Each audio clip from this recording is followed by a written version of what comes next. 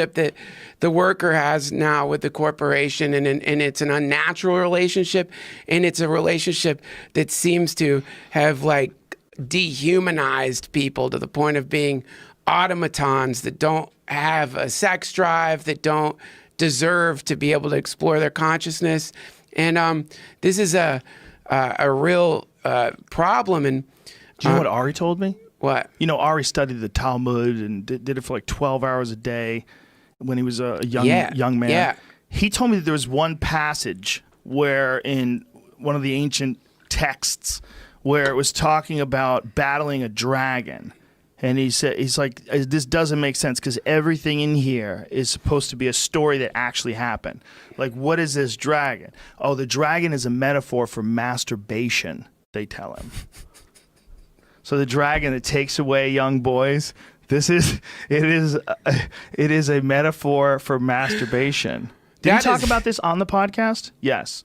Dude, it's Ari knows about as much as anyone you're ever going to meet about Orthodox Jewish traditions and the religion and the text. He really did study that shit every day, 12 hours a day for years. I know, in Israel, right? Yeah. So when he tells you about it, and he got the actual translation of the metaphor from a guy who's a scholar. Yeah, like, dude.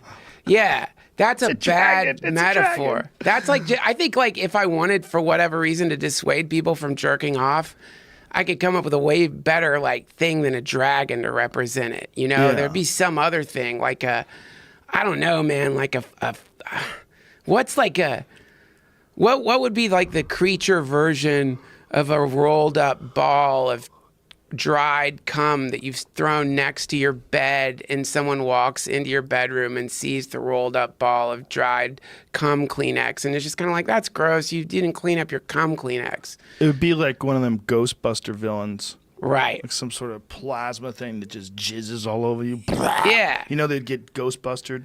What do you think about the anti-FAP movement? Anti-fat movement? FAP, F-A-P. Oh, no jerking off? Yeah. No FAP, not anti-FAP. Anti-FAP's a different movement. Well, there's good and bad. The good thing is sex will be way more pleasurable. The bad is it'll be way more desirable. So, like, to mitigate your sexual urges, so you don't do stupid things and hang out with stupid people and have sex with people you don't really like but you think are hot because you're horny. Yeah. And they're willing. Which is a lot of people. They get roped up in these relationships with these guys and gals that they're not really in love with, but they like to fuck. Right. It's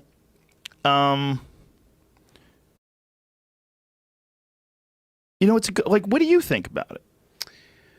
Well, like I think that what something I always think back on is when you were sponsored by Fleshlight. Mm-hmm. And this is when we were doing the podcast from your house, and you'd come to do your podcast, and you'd walk away with a fleshlight. So I ended up with like, I don't know, 3 or 4 fleshlights. And like at first I just wanted, like you had different types. And at first I just went for like, oh, the one that looks like a pussy. Right? But then like, it's like, oh, I got that one. But then you had like one that was like, I don't know, man, like some kind of like gargoyle alien thing. It was really blue or something. It was really fucking weird, man. But anyway, I fucked those things, and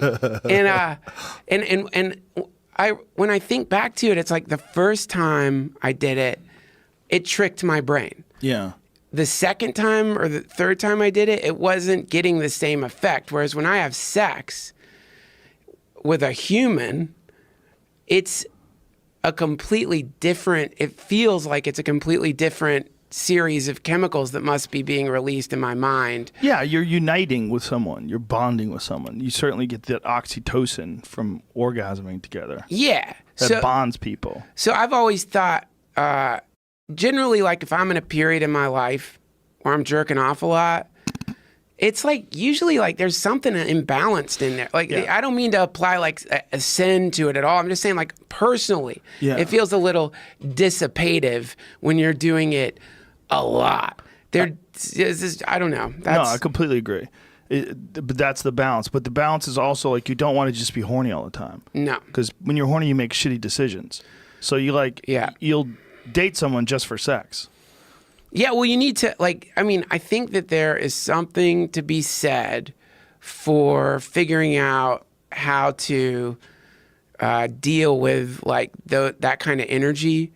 Like, if you, so you, that's an energetic state. Like, if suddenly you get, being horny is an energetic state. Yeah. It's energy. Like, if you're really horny and you sit and, like, watch the feeling itself, it's electrical. Like, you can feel it moving around in your body. It can almost make you twitchy a little bit. Like, it's like a very potent energetic state.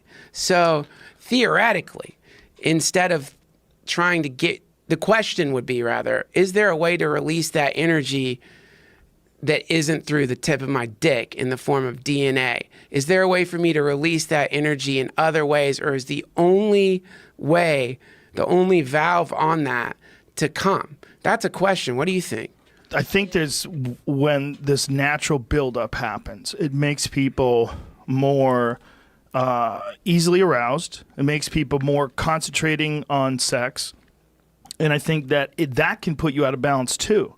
You can be put out of balance both by too much masturbation. You can definitely be put out of balance by too much desire for sex. Yeah. Because you're just horny. Sure. And you can just take care of it yourself and you'd be relieved, and then you could think clear.